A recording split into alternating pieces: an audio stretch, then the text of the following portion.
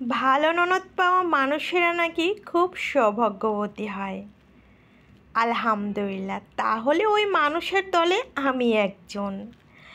ননদেরা খুব সহজে নিজের মাকে ভালো বুঝ দিতে পারে, ভাইকে সুপরামর্শ দিতে পারে। মা যদি শাশুড়ি হিসাবে এদিক সেদিক বেঁকিয়ে যায়, তাহলে মেয়ে তাকে লাইনে আনতে পারে। মা দোষ ত্রুটি ধরলেও তাকে সঠিক পোস্টটা কিন্তু মেয়েই দিতে পারে।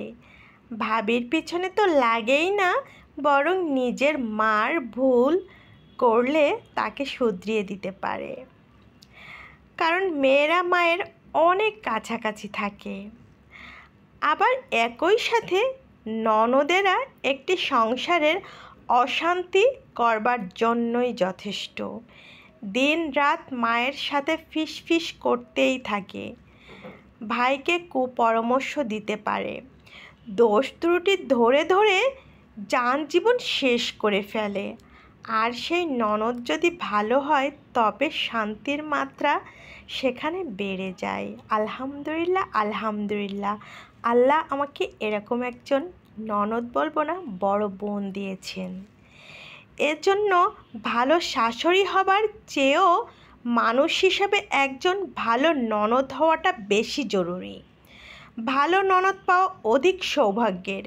কিছু সম্পর্ক আছে যেখানে অনেক বেশি ত্যাগ করতে হয়, এখানেও তাই। ভালো বোন তো সবারই হতে পারে, কিন্তু ভাইয়ের ভালো চেয়ে তার সংসারের শান্তির জন্য উত্তম আচরণ আমরা কজন ননদেরা করতে পারি? কথা বলতে বলতে আপনাদের সাথে শেয়ার করছি, আজকে উস্তা আলুর ভর্তা হবে। আর এই ভর্তাটা খেতে কিন্তু দুর্দান্ত মজার। আমি এই ভর্তাটা যদিও কখনো খাইনি, এই ফার্স্ট টাইম ট্রাই করলাম। অনেক বেশি মজার ছিল, সত্যি অনেক বেশি মজার ছিল। আমি ফার্স্টে উস্তাটা কেটে এর ভিতর থেকে বিচিগুলো বের করে হালকা তেলে ভাজি করে নিয়েছি। ভাজি করার পরে আমি কাঁচা মরিচ আর কাঁচা পেঁয়াজ বেশি করে সরিষার তেল দিয়ে এই তো এখন একসাথে সব মিক্সড করে ভর্তা করে নিব। আপনারা যারা একেবারে উস্তা তিতার জন্য খেতে পারেন না, একবার হলেও ট্রাই করে দেখতে পারেন। আসলে অনেক বেশি টেস্টি, অনেক বেশি টেস্টি।